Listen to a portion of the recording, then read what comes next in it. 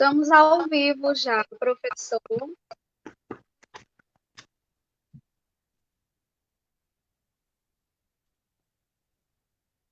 Eu estou com eco aqui na minha voz.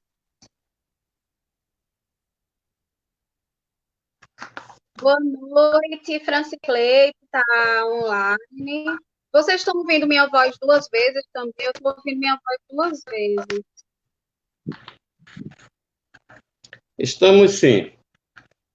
Está ouvindo minha voz duas vezes, Miro? Estou.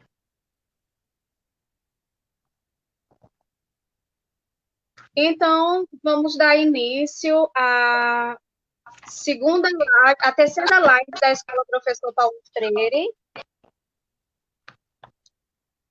Boa noite, Cláudia. Boa noite, Rejane. Estão me ouvindo bem ou está com eco a minha voz? Estão ouvindo bem ou está com eco? Então, antes de dar início à live de hoje, eu queria propor.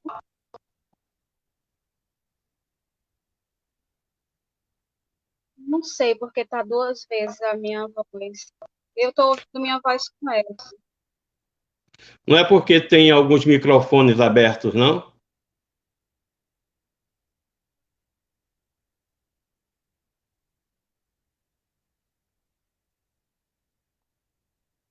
Deixa eu começar mais uma vez para ver se melhora. Aqui eu mudei de lugar.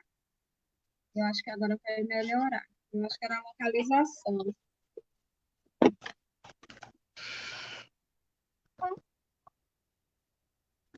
Então, na live de hoje, agora sim, na live de hoje, a gente trouxe o professor Claudemiro Vilaça para que a gente pudesse falar sobre as pandemias que marcaram a história e que mudaram os rumos da humanidade. Antes de começar, eu gostaria de sugerir que vocês comentassem, mandassem perguntas e dissessem também se vocês estão satisfeitos com esse horário de 7 horas, se é um horário melhor, e também que sugerissem temas para as próximas lives.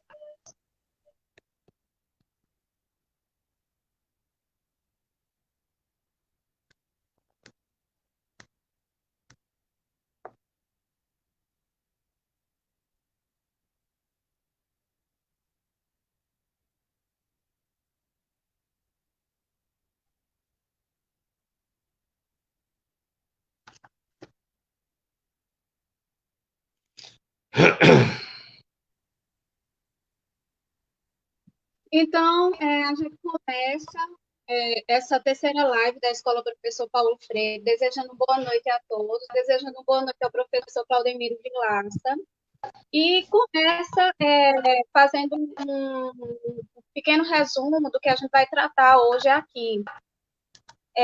A disseminação de uma doença em escala mundial, ela traz impactos históricos, sociais, culturais e econômicos. O coronavírus, que é causador da Covid-19, teve seu primeiro alerta em dezembro de 2019, quando autoridades chinesas relataram uma série de casos de pneumonia de origem desconhecida na cidade de Wuhan, uma cidade que tem 11 milhões de habitantes. A primeira morte teria acontecido em 11 de janeiro. Em 26 de fevereiro desse ano, de 2020, foi confirmado o primeiro caso aqui no Brasil, na cidade de São Paulo. Hoje, 20 de maio, o Brasil já contabiliza 17.971 óbitos. Eu vou colocar o link, quando terminar a live, eu vou colocar um link de algumas fontes de pesquisa, para quem quiser se informar com mais detalhes. Oficialmente, são 271.628 pessoas infectadas. E nessas últimas 24 horas, de acordo com as fontes oficiais, 1.179 pessoas perderam a vida. Mas essa não é a primeira pandemia da história da humanidade. outras doenças já se alastraram pelo mundo, causando mortes, afetando a sociedade, provocando transformações econômicas e culturais e até interferindo na política. Como é que essas doenças se espalham? Quais são as semelhanças dessas pandemias do passado com a pandemia que nós estamos enfrentando hoje? Quais são as consequências para a sociedade? É possível utilizar o olhar histórico a nosso favor nesse momento? Boa noite a todos. Fico muito agradecido pelo convite da Escola Paulo Freire. Deixa eu só fazer uma pequena apresentação para o senhor. O convidado da Escola Professor Paulo Freire de hoje é o bacharel em História e mestre em Ciência Política pela Universidade Federal de Pernambuco, o professor Claudemiro Vilaça.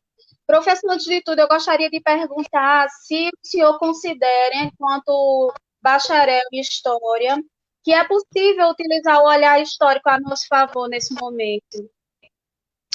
Pode ficar à vontade. Sim, porque a proposta nossa hoje é de fazer esse olhar histórico, antropológico, não é? Filosófico, sociológico. Não é? As questões mais sanitárias, não é? Está fora dessa live de hoje, até porque pertence a outra área, que é a área da saúde. Não é? E quando eu fui convidado pela escola, eu fiquei muito satisfeito por conta dessa aproximação que nós temos, não é? Eu sou muito grato à escola professor Paulo Freire, né, a todo o seu corpo docente, né, a seu corpo gerencial também. E aí, assim, é um tema bastante atual, não é? Mas é um tema que nos remete, não é? Remete a ter esse olhar, não é, histórico, de saber de como é que vem e como acontece nos contextos, não é, históricos da sociedade, esses fenômenos que nos atingem cheio, não é, e que nos colocam em xeque. A primeira questão, a gente tem que perceber de que o paraíso terreno, ele não é só habitado por nós, não é? Esse paraíso terreno, ele é habitado por animais, se nós estamos nessa categoria, não é? Habitado também por outros seres, não é? Habitados por insetos, não é?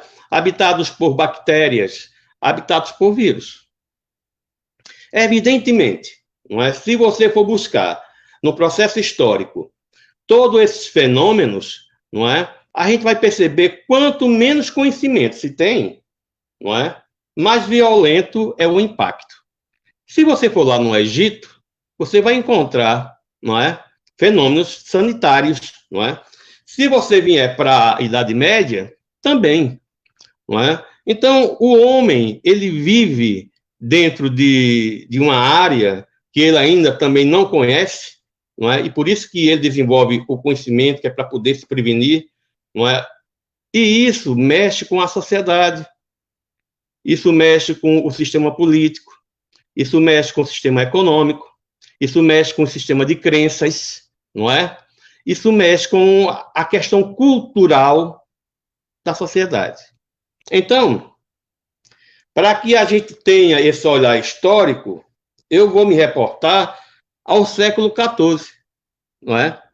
1347 a 1351, lá na Europa, aonde ocorreu, não é? O grande fenômeno que até hoje ainda não foi superado, que foi a peste negra, não é? Então, esse processo, não é, sanitário ocorreu na Europa totalmente fragmentada e totalmente sem condições de reagir. Por quê? Porque quando o Estado romano ele chega ao seu final, toda a Europa não é? Ela se ruraliza, as cidades são fechadas, as pessoas vão morar no campo, não é? E sem nenhuma condição, tá certo, sanitária. Os dejetos humanos eram jogados no meio da rua. Por exemplo, a cidade de Paris, lá no século XVI, não é? era uma cidade que mal cheirava. Por quê? Porque não havia a política sanitária, porque ainda a ciência estava se desenvolvendo. Quanto mais no século XIV, tá certo? Além disso, não é, o primeiro processo que eu poderia dizer, não é, da modernidade, o processo de globalização, não é? A questão das aberturas dos caminhos, não é, comerciais na Europa para o Oriente, tá certo? A busca desses caminhos, não é, com as cruzadas no século XI, não é, vai abrir novas rotas e vai haver esse intercâmbio entre as pessoas. Evidentemente, não é, o contato entre as pessoas de culturas diferentes, não é, com maneiras diferentes, pensamentos diferentes e, evidentemente, não é, alimentação diferente, isso vai proporcionar, claro, uma riqueza cultural, mas também vai haver uma congregação, não é, de práticas, não tão usuais. Então, o que é que eu posso te dizer da peste negra? Não é? A ciência ainda estava nascendo, não é? A ciência ainda era chamada de bruxaria, não é?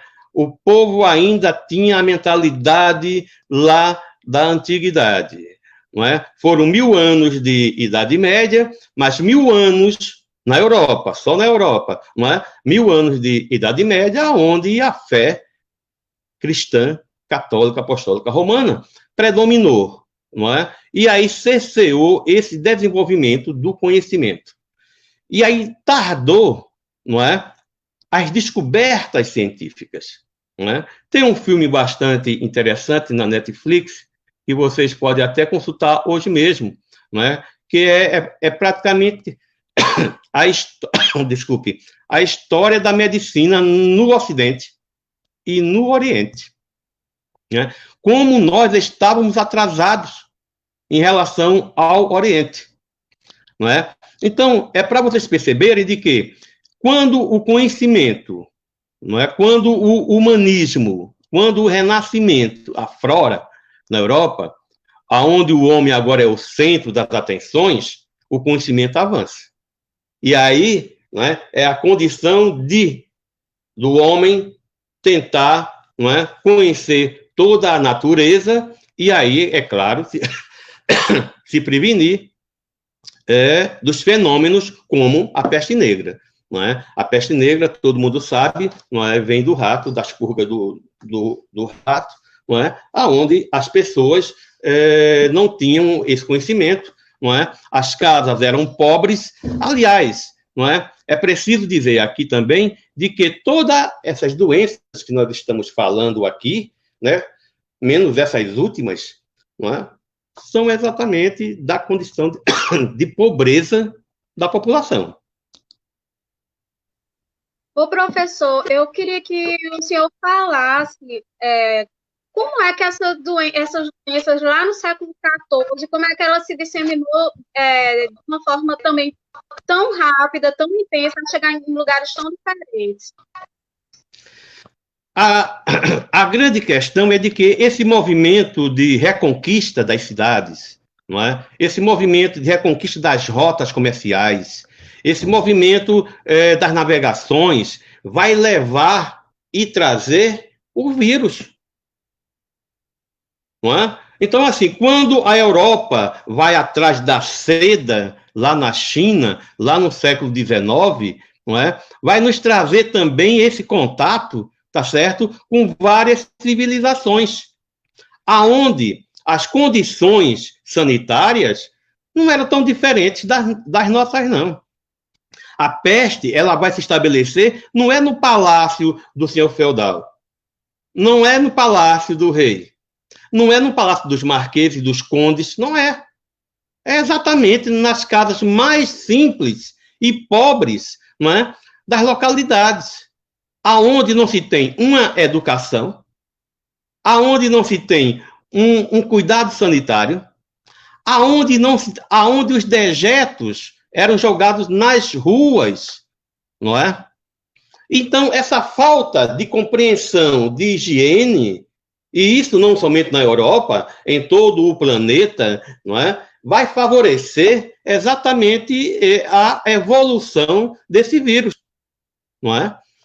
Se você começar a perceber de que toda a origem do vírus, toda a origem do vírus, vem exatamente de algumas situações de carência. Por exemplo, o ebola, a cólera, não é? Vem de onde? Não é?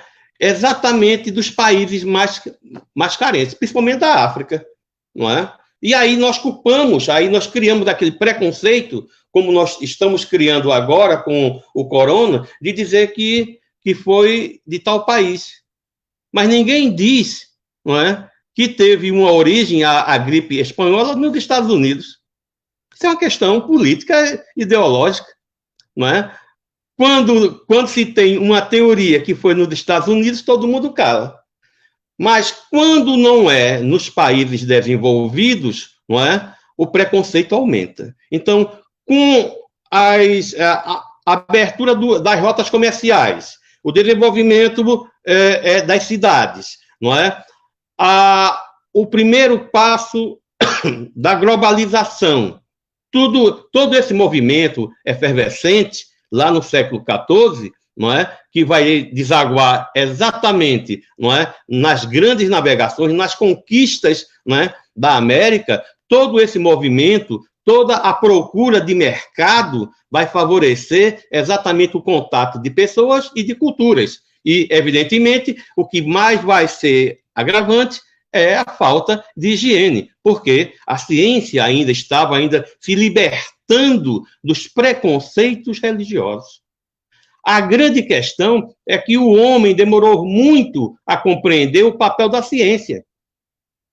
A questão da fé, que é tão importante para o ser humano, em todas as civilizações existe fé, existe igreja, existe religião, existe deuses, não é? Mas quando essa fé se transforma em dogma, não é? E que proíbe práticas, não é, como a da ciência, não é? Favorece exatamente o não saber trabalhar os grandes eventos sanitários. Isso que ocorreu lá no século XIV, e que isso vai, não é, se desdobrar lá no século XIX, na Primeira Guerra Mundial, não é? Evidentemente que as endemias, não é, ela vai continuar a existir. Por exemplo, a cólera, né? Desde o século XIX até alguns dias aí atrás, a cólera estava pegando as pessoas. Agora, é bastante diferente hoje do ontem, porque hoje nós temos um cabedal de conhecimento razoável para que a gente ou controle, ou extermine, ou prolongue a vida das pessoas. Quer dizer, hoje estamos mais preparados. O que aconteceu com o coronavírus é que a gente não acreditava que ia acontecer um novo surto. Dormimos, quando acordamos, já estava com corona lá na China. E aí, fazendo esse retrospecto histórico e trazendo que a Europa soube se recuperar da peste negra depois de 200 anos. Então, o estrago foi grande. O estrago foi grande na sociedade, foi grande na política, foi grande na economia, não é? E é como está sendo agora. Não é? A questão econômica está começando já a pesar, não é? Então, olha, foram 200 mil pessoas que morreram na Europa no século XIV.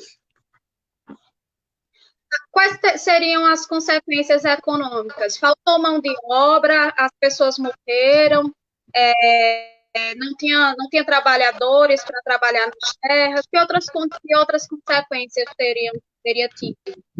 No imaginário popular, não é? A morte rondava pelas ruas. Não é? É como hoje eu digo aqui em casa brincando, eu digo assim, se o corona me quiser, ele tem que vir aqui em casa, porque eu não vou para a rua, não.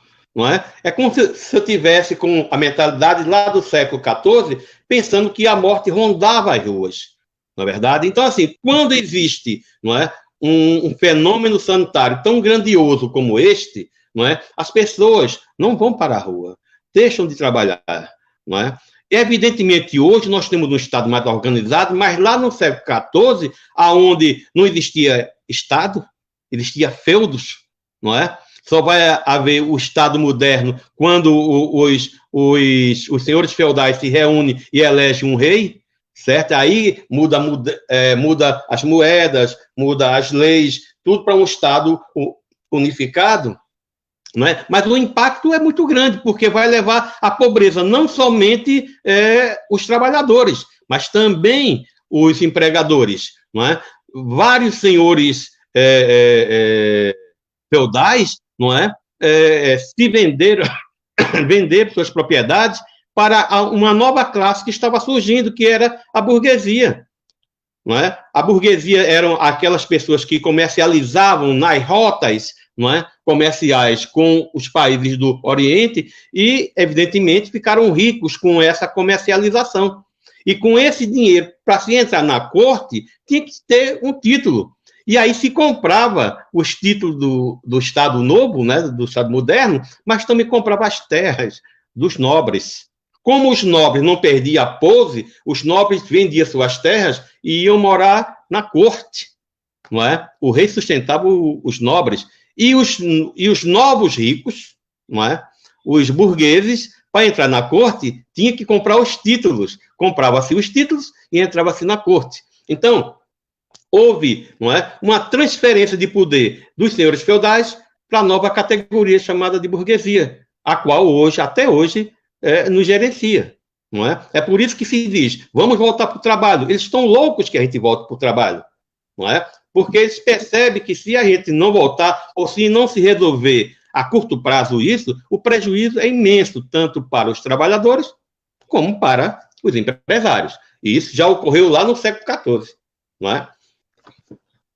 Professor, eu estou fazendo algumas pesquisas para poder entrevistar, e eu queria assim, entrando nesse clima de comparação que você está fazendo, eu encontrei assim, um relato de que a peste negra foi dada como punição pelas pessoas, foi colocada como punição divina, e também alguns grupos minoritários, de minorias, né, pessoas com rancenias, estrangeiros, ciganos, chegaram a ser linchados, massacrados, né, em alguns locais, como se a peste negra tivesse sido obra deles, né? Eu acho que é comum num momento de desastre como esse, eles procurem culpados, né? As pessoas tendem a procurar culpados. Aí, o pessoal fala sobre as teorias da conspiração que rondam a cabeça das pessoas nesses momentos da humanidade. É verdade, Raquel. As pessoas procuram culpados. E o culpado sempre é o próximo. Né? Já dizia Jean Paul Sartre de que o meu inferno é o outro, é o próximo. Então, qual é o nosso adversário, não é? E a gente joga toda a culpa em cima do nosso adversário, não é? Então, jogaram-se em cima dos hereges, chamados hereges, não é? No sul da França, não é? Tinha os cátaros, destruíram a cidade dos cátaros, porque os cátaros, eles acreditavam na Santíssima Trindade, mas de forma individualmente, não é? A figura de Deus, de Jesus e do Espírito Santo de forma isolada e não única, não é? O Papa mandou acabar numa das cruzadas, não é? Então se colocava sempre as culpas em cima da chamada da maldade, não é? Em cima dos próximos, em cima dos orientais, principalmente em cima dos chineses, que isso não é mais novidade para a gente, não é? Porque hoje se coloca em cima dos chineses novamente, tá certo? A culpa, não é? Embora que o governo chinês tenha tido a honradez de dizer, olha, começou aqui, o surto começou aqui, estamos trabalhando juntos, não é? A China foi um dos países que mais se passou em sua história de forma isolada, separadamente, sem manter contato conosco. Foi a China, não é? Só no século XVIII, com a ganância capitalista, é que eles invadem a China, porque o mercado consumidor chinês era excelente. Tanto é que Hong Kong, uma ilha da China, eles tomaram, só vieram devolver depois de 100 anos, há poucos anos atrás. Então, se nesses anos todos de isolamento não aconteceu nenhum surto desse na China, não é? Mas se acontecer agora, nós culpamos a China. Então, assim, é preciso ter cuidado para que a gente não cometa injustiças, não é? Ao indicar, não é, o outro como culpado, porque ninguém tem culpa nisso, não é? A culpa são mais das elites do que da população, porque as elites têm que cuidar do seu povo, porque se ele não cuidar do seu povo, de onde vai sair a riqueza deles? A riqueza das elites sai do trabalho das pessoas. Se não cuidar do trabalhador, como é que vai haver geração de riqueza? Então, mas as elites não conseguem perceber isso, não conseguem perceber. Por exemplo, qualquer coisa na política brasileira hoje se culpa os comunistas. Coitado dos comunistas. Quem for contra essa gestão é comunista. Então, é muito fácil a gente jogar as culpas para os outros, não é? Sem fazer uma análise, sem buscar os fundamentos, sem fazer um estudo, uma leitura sobre o caso, não é? Quando a gente fala de peste negra, não é? E depois lá na Segunda Guerra, ou na Primeira Guerra, a gripe espanhola, a gente fala... Eu queria começar fazendo uma pergunta ao senhor a respeito disso, né? Já que o senhor citou essa questão de cometer injustiça, né? Que a gente tem uma tendência a procurar culpados em momentos trágicos da humanidade. A comunidade científica já estabeleceu, né, que não se deve colocar nomes de países ou de locais, né, associados a epidemias ou a endemias ou a doenças, justamente para não criar esse tipo de preconceito, né? Então, a gente vai falar sobre agora a gripe espanhola, e eu queria que o senhor começasse justamente falando por isso, porque a gripe espanhola não começou na Espanha. E por que é que tem esse nome de gripe espanhola? Ganhou esse nome de gripe espanhola e até hoje a gente chama de gripe espanhola. É verdade. Assim, existem as pandemias biológicas e as pandemias, eu poderia dizer assim, humanas, não é? As pandemias humanas, né, é a ganância, não é? A ganância em todas as épocas históricas esteve presente, não é? Isso é uma pandemia que a gente precisa reconhecer, não é? O individualismo. Então, quando estourou, não é, o confronto, tá certo, pelos mercados, estourou a Primeira Guerra Mundial, em 1914. Passaram-se 4 anos, até 18. E a situação de uma guerra, ela não é fácil, não é? Porque não vai existir medidas sanitárias para resolver no campo de batalha, não é? E ali se prolifera, não é, bactérias, vírus e tudo mais.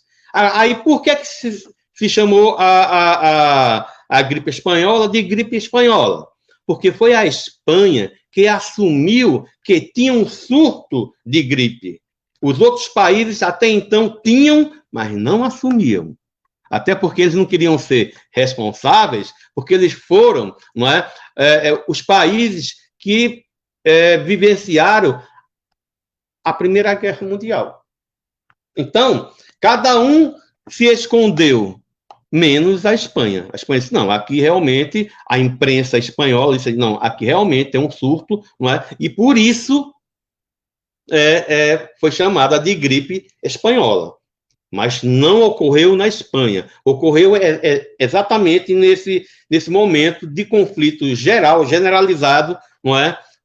Na Europa. Evidentemente, não é, que a gripe espanhola tem diversas teorias.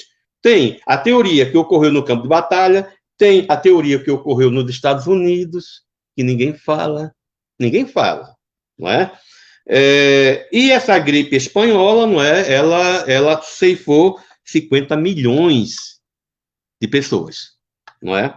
Evidentemente, no século XX já tínhamos uma outra condição de resposta ao fenômeno. A ciência já estava estabelecida. Só complementando o senhor, né? Eu vi um gráfico aqui que foram 50 milhões de mortes em apenas um ano, né? O que torna a situação... Porque na Segunda Guerra Mundial foram 60 milhões de mortos, né? Quer dizer, só 10 milhões a mais. E uma pandemia... veja só, em março de 1918, em março, foi a primeira onda. Quando foi em agosto do mesmo ano, a segunda onda que foi realmente a mais pesada, a mais sofrida, a mais dolorida. E a terceira onda foi em janeiro de 1919, né? Depois da guerra, tá certo? Então, nós tivemos 3 ondas, não é? 3 ondas da gripe espanhola. Inclusive, aqui no Brasil, não é? Nós tivemos, não é? A gripe espanhola, não é? Foi no governo de Rodrigues Alves, não é? E aonde também aconteceu um fato curiosíssimo, né? A questão da revolta da vacina. A cidade do Rio de Janeiro foi a capital do Império, não é? Se tornou a capital da República, mas ela precisava, não é, de uma maquiagem, ela precisava de urbanização, não é? Ela precisava de saneamento para mostrar para o mundo a capital da nova, não é, da nova forma de governo do Brasil. Então, o que fez, não é, o governo federal? Começou a tirar os pobres dos centros da cidade. E essas pessoas iam morar nos morros. Então, com essa condição política, o povo começou a se revoltar porque eles estavam achando que quando Oswaldo Cruz, não é, o gerente da campanha, não é, contra a gripe espanhola, invadia as casas para vacinar as pessoas, não é? Eles pensavam que era para contar as pessoas, para mandar para morar no morro. E aí as pessoas começaram a se revoltar, a quebrar os prédios públicos, a fazer passeata na cidade do Rio de Janeiro, não é? E tudo isso por falta de um elemento, de educação. Porque até então, não é? A máxima burguesa era não educação para o povo, porque o povo educado, ele poderá fazer a revolução.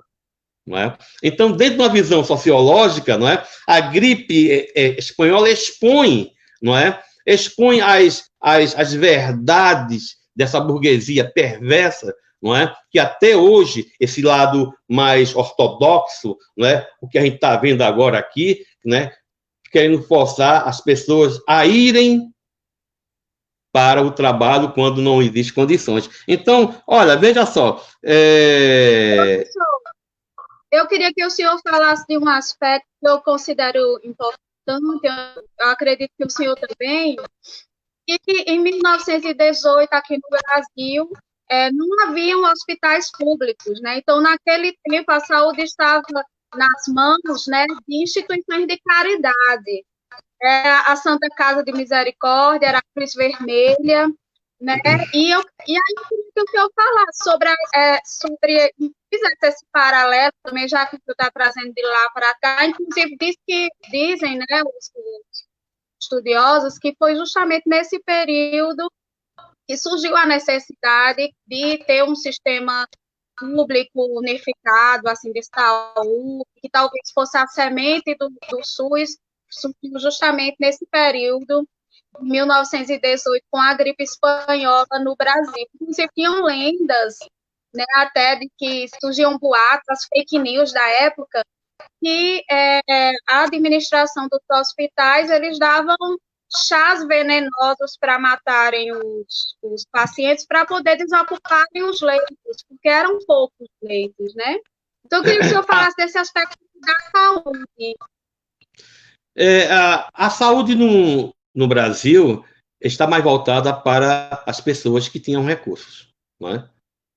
E as pessoas, até porque não existia, não é, previdência social, tá certo? A pessoa trabalhava só pelos dias que ele iria trabalhar, não tinha 13º, não tinha nada. Se adoecesse, que se virasse. Então, os grandes hospitais, não é, eram só para a gente da elite, tá certo? Então, quando ocorre esse fenômeno, não é, que atinge em massa a população, e esta população é a que gera riqueza para essa classe social, não é? Aí começa-se a se pensar em um sistema que possibilite amenizar as dores da classe trabalhadora. E isso só vai, evidentemente, ocorrer, não é, quando vai existir uma grande reforma nesse país a partir de 1930, com Getúlio Vargas, né, que nós chamamos de Revolução de 30, não é, e que eu chamo de reforma do Estado, porque nada mudou, não é uma revolução, foi uma reforma de Estado, não é? Saíram as elites, não é, agrárias e entraram as elites urbanas, não é, industriais. Não é? Mas o foco já era outro, o olhar da burguesia cidadina era outro. Não é? Aí começa-se a se lutar por direitos, não é? E o governo começa também a ceder a esses direitos. Então, o ponto fundamental é que este fenômeno da gripe espanhola possibilita um repensar na prática sanitária desse país. Oswaldo Cruz, ele é super importante na medida em que ele mostra para o Brasil inteiro que nós estávamos à deriva na questão sanitária, não é? Então, as elites começam a repensar, não é, a realidade do país, a qual hoje ela não repensa, não é? Ai de nós se não fôssemos do SUS, não é? Para essa população mais carente, tá certo? Mas mesmo o SUS estrangulado, mesmo antes da pandemia, as notícias de estrangulamento do SUS já eram gritantes em todos os governos. E não teve um governo, mesmo aqueles governos populares, não teve um governo que resolvesse as carências do SUS. Mas o SUS dá uma resposta, não é? As pessoas que trabalham na saúde dão uma resposta, não é, à sociedade, não é? Não tão satisfatória como poderia ser se, não é, o Estado sofresse uma reforma. Então, trazer, não é, mostrar para vocês que o sistema de saúde brasileiro ele existe, mas existe, não é, através de um fenômeno que colocou em xeque a produção de geração de riquezas para as elites. Professor, outro aspecto que é bastante importante, sim, eu queria que o senhor também comentasse, até o presidente eleito, né, ele faleceu de gripe espanhola, o presidente Rodrigo Alves, então, consequência política também, né, ele não chegou a assumir. Mas outra coisa que eu queria que o senhor falasse, antes da gente fechar a gripe espanhola, porque a gente tem outras pandemias para tratar, eu encontrei aqui nas minhas pesquisas, assim, surgiram tônicos milagrosos na época, né? Não existia esse controle da farmácia, esse controle, assim, de vigilância sanitária como existe hoje, nem de publicidade. Então, surgiram propagandas, né, de tônicos e de pílulas milagrosas.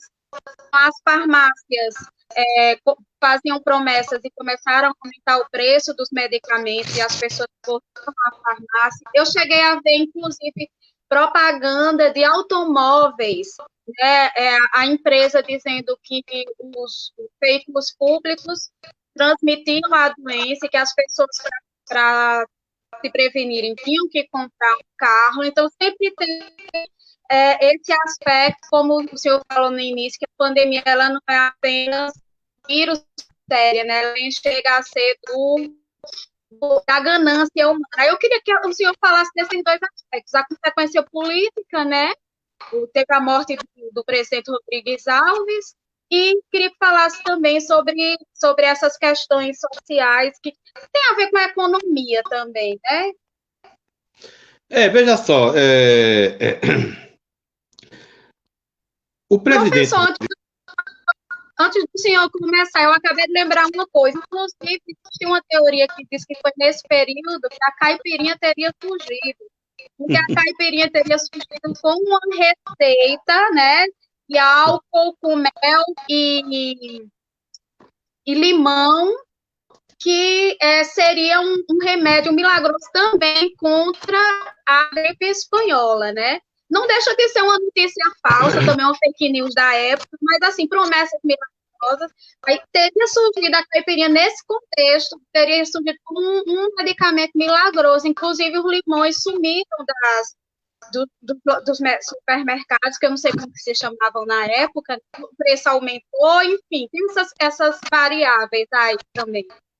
Até hoje nós, pelo menos a minha geração, não é? A gente mata a gripe com uma caninha com limão. Até hoje, não é? Aí vem daí, não é? Os liberais dizem, não é, que é na crise que se vê as oportunidades, não é? Cada crise não é um problema. Cada crise são oportunidades. E essa questão da caipirinha, não é?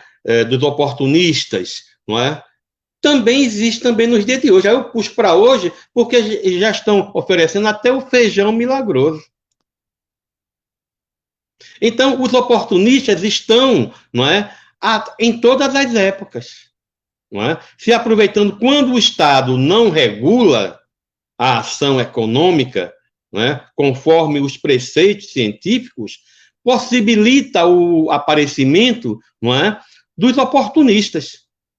Então, por exemplo, hoje nós temos o feijão milagroso, não é? O Estado já mandou tirar o vídeo do YouTube. O Estado está regulando, não é? Embora que o Estado tenha uma proposta não aceita pela ciência, que é o remédio, não é? A cloroquina, não é? Mas o Estado hoje está mais vigilante sobre isso, não é? Imagine vocês lá em 1918, quando o Estado estava se formando, não é? Era mais ou menos 10, 20 anos do Império. O Estado ainda estava se organizando. Então, quando, não é, o aparecimento de alguns fake news que você falou, como a cachaça com limão, mas isso era das camadas mais pobres, lá do morro da cidade do Rio de Janeiro, onde os negros, não é, os descendentes afros, não moravam no centro da cidade, moravam no morro. Por isso que o samba nasceu lá no morro, por conta desse refúgio da urbanização que a cidade do Rio sofreu, não é? E afastaram-se essas pessoas mais carentes do centro da cidade, não é? Então, remédios sempre vai existir com promessas milagrosas, não é?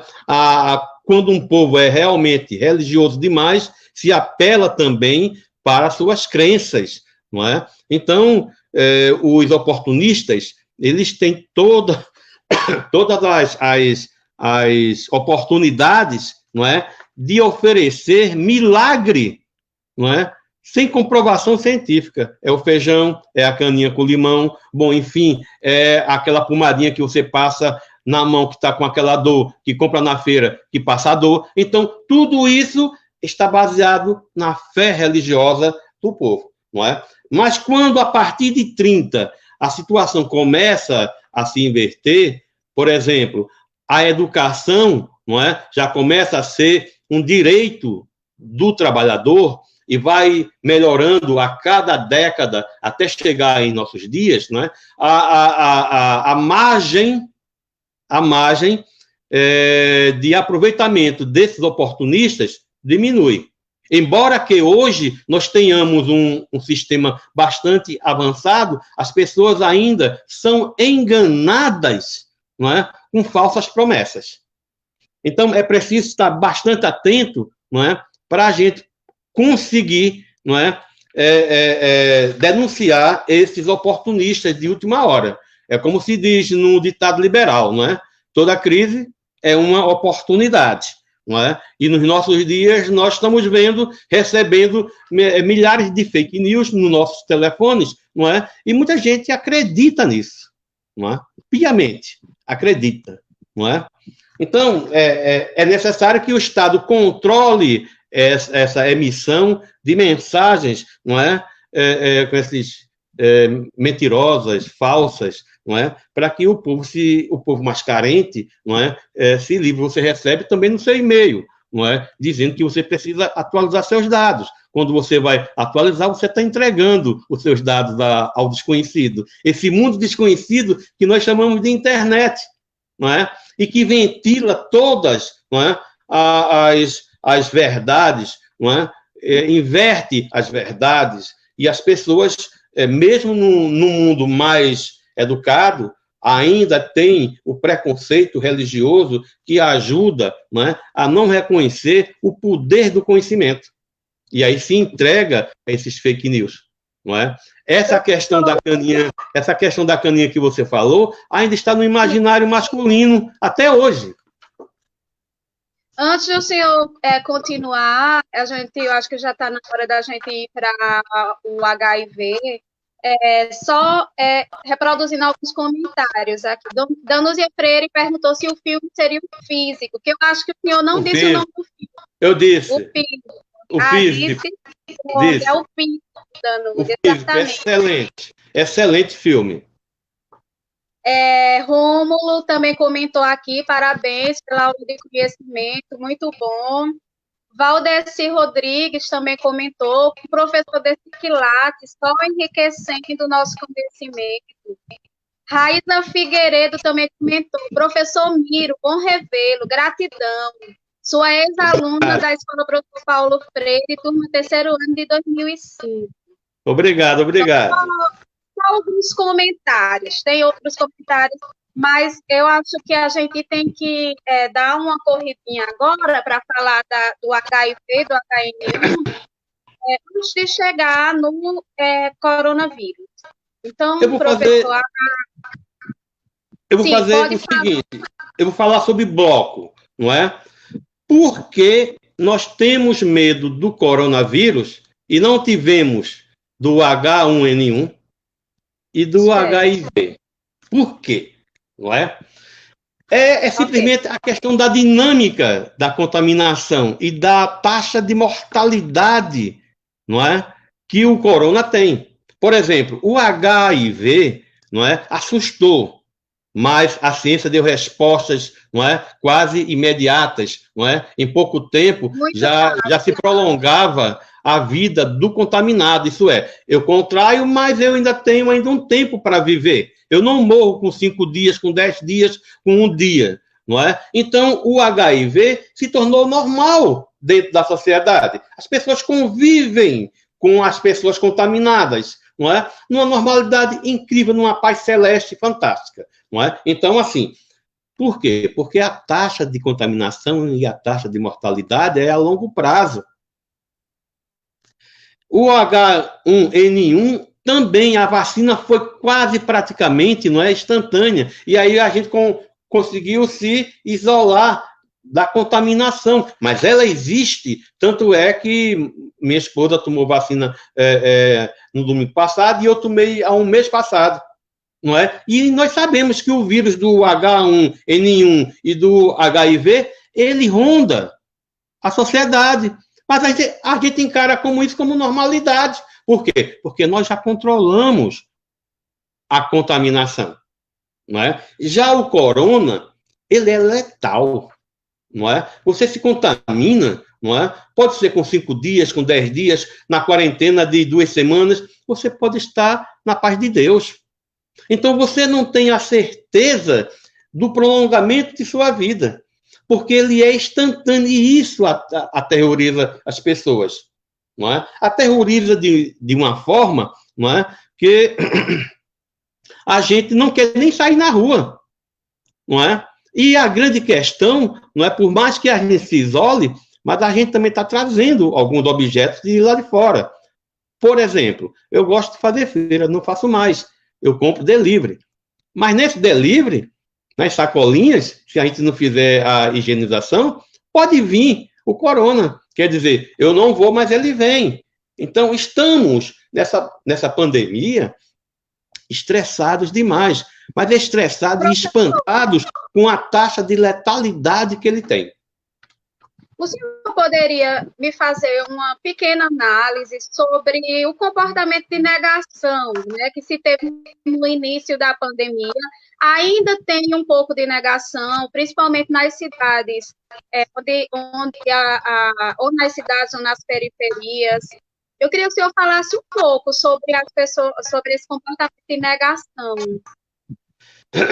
O comportamento de negação, ela perpassa por dois filtros. O filtro religioso e o filtro ideológico.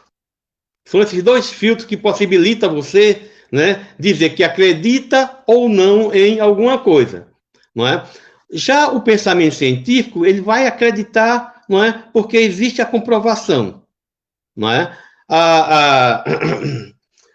O fenômeno, não é, da negação existe mais nas sociedade, nas camadas mais carentes da sociedade, não é? Que se apoia no conhecimento do senso comum, não é? No conhecimento religioso, não é? E na ideologia. Nós temos um grande gestor hoje no país que nega isso aí, não é? E isso é como se fosse um timoneiro, não é, com a população mais carente, não é? Então, dessa forma, não é, eu só vou contrair se Deus quiser, não é? E isso é mentira da esquerda, não é? Não existe corona, eu vou para a rua, tá certo? Então, desta maneira, não é? Você pode entrar naquela questão de você negar a realidade, isso é, de você viver em um mundo fantasioso. A grande questão da ideologia, né, é que poderá levar você a um mundo simbólico que não existe. E esse mundo simbólico que não existe, não é? Ele é completamente fora da realidade. E aí você comete suicídio coletivo, porque a partir do momento, não é, em que você não acredita nos fenômenos que estão na tua frente, você comete suicídio. A não ser que, não é, você seja obrigado a ir trabalhar, tá certo? Que muitas pessoas vão, não é, para poder sustentar os seus familiares. Essa como é que se diz? É uma dúvida, é um dilema, não é? Eu chamo de dilema do prisioneiro, não é? Porque para onde a gente for, a gente praticamente está sem saída. Se a gente for trabalhar, a gente pode se contaminar. Se a gente não for trabalhar, a gente pode morrer de inanição. Quer dizer, é o dilema do prisioneiro aí, como a gente vai se sair dessa. A única possibilidade é fazer como Oswaldo Cruz fez. Porque aqui em Petrolina a gente está um escândalo, assim. As pessoas estão no meio da rua. Eu saí hoje somente para comprar um saquinho de ração para os meus animais, não é? Tava uma série de gente sem máscara, sem nada. Aí só o Estado fazendo lockdown, não é? E fazendo como Oswaldo Cruz fez, não é? Pegando as pessoas e colocando dentro de casa. No caso de Oswaldo Cruz, vacinando. No nosso caso, deixando dentro de casa, para tentar, não é, diminuir a circulação do vírus. Quando você diminui a circulação do vírus, possibilita o seu fim gradual e lento. Mas quando você, né, circula sempre, o vírus também está circulando. E aí aumenta a taxa de contaminação. Professor, como a gente já tem 1 hora de live, eu não sei se o senhor já terminou de falar do HIV e do HN1, mas assim, a gente realmente precisa encerrar a live. A gente se comprometeu que seria apenas 1 hora. Se o senhor puder fazer um fechamento do que a gente pode aprender, do que a história nos ensina a partir dessas grandes pandemias da história para esse momento atual. A história, ela pode ensinar ou ela pode mostrar, não é, como foi, não é, em décadas, em momentos anteriores, não é? Eu acredito que a história ela possibilita, não é, você olhar e tirar dali lições. Por exemplo, não são as mesmas medidas que Oswaldo Cruz tomou lá em 1920, que nós iremos tomar hoje, mas vai ser em cima da atitude de Oswaldo Cruz que nós teremos que cuidar das nossas gerações hoje. Quer dizer, a história mostra, exemplifica, e a gente tira lições desses exemplos, não é? Agora, é preciso que toda a sociedade, mas toda a sociedade, não é? Vereadores, prefeitos, governadores, deputados, senadores, até o presidente da República, não é? Precisa se unir num grande exército contra, não é? essa infecção chamada de coronavírus ou Covid-19, não é? É preciso. Agora, quando só se tem, não é, metade desses esforços, prefeitos e governadores, a coisa fica difícil, não é? Uma coisa é o Congresso Nacional liberar verba para os estados e o presidente segurar essas verbas. O estado de Pernambuco, o estado do Maranhão, compraram respiradores e o governo federal prendeu os respiradores. Foi preciso os estados entrarem na justiça para serem liberados. Quer dizer, existe uma contracorrente. Enquanto existir uma contracorrente, a gente vai sofrendo, não é? E é preciso que as pessoas comecem a ver que é preciso apoiar quem está nos apoiando, não é? Para que esse fenômeno passe e que a gente tire lições para o resto da vida e para as futuras gerações.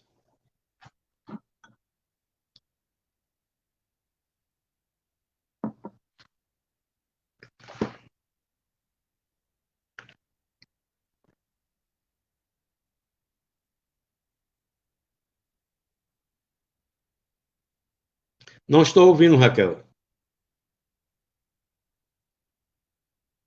Está mudo. Desculpe. Agora. Agora consegue me ouvir, né? Antes da gente encerrar a live, eu quero fazer uma geral aqui nos comentários. Grande professor de História, convidado perfeito para falar sobre o tema, Francicleide. Lourdinha Rocha, boa noite, professor Claudemir Pilasso, obrigada pela sua rica contribuição. E parabenizo a Escola Professor Paulo Freire e Raquel Rocha pelas entrevistas trazidas até aqui, Núbia Vasconcelos. Claudson Vilaço, orgulho desse meu pai. Danúzia Freire, parabéns, Escola Professor Paulo Freire, parabéns, Kel, pela ótima desenvoltura com o tema. Professor, um excelente profissional de grande qualidade e conhecimento. A gente também agradece ao público que participou, aos internautas, alunos, professores, pais, e ao público em geral que se conectou na live da Escola Paulo Freire, está se conectando em todas as lives. A gente rapidinho vai anunciar a próxima live, que a gente pretende fazer 2 lives por semana. Professor, muito obrigada por ter aceitado participar dessa live, por ter participado dessa entrevista com a gente, trazer todas esses questionamentos, essas reflexões. Obrigado, Raquel. Obrigado à Escola Professor Paulo Freire, não é? É com grande satisfação que eu volto a partilhar com vocês um espaço, não é? Onde a gente possa refletir. E estou à disposição de todos vocês, da escola, dos participantes que estão, não é? Que estão presentes, não é? Qualquer dúvida, é só pegar meu e-mail, né? Pegar meu zap, WhatsApp e perguntar, Raquel tem, não é? E, assim, sempre à disposição para as discussões, não é? Nós aqui em Petrolina, eu gerencio um grupo de estudo sobre democracia. Nós estamos esperando somente a pandemia passar para publicar o nosso primeiro resultado das pesquisas sobre democracia, não é? E estamos aí, vivos, né, e esperançosos de que esse fenômeno passe, não é? E que não deixe grandes marcas, porque a sociedade brasileira, mesmo ela não estando preparada, não é? Aliás, nenhuma sociedade estava preparada, não é? Isso até parece um sonho. Eu digo sempre aqui em casa, parece que eu estou vivendo um sonho, não é? Mas não estamos. A verdade é que não estamos e que a gente tem que se cuidar, não é? Então, álcool gel, água e sabão, não é? E vamos aguardar, não é, os melhores momentos que vêm por aí. Tá certo, gente? Muito obrigado, boa noite. Raquel, muito obrigado. Obrigada, professor. Boa noite também. Boa noite.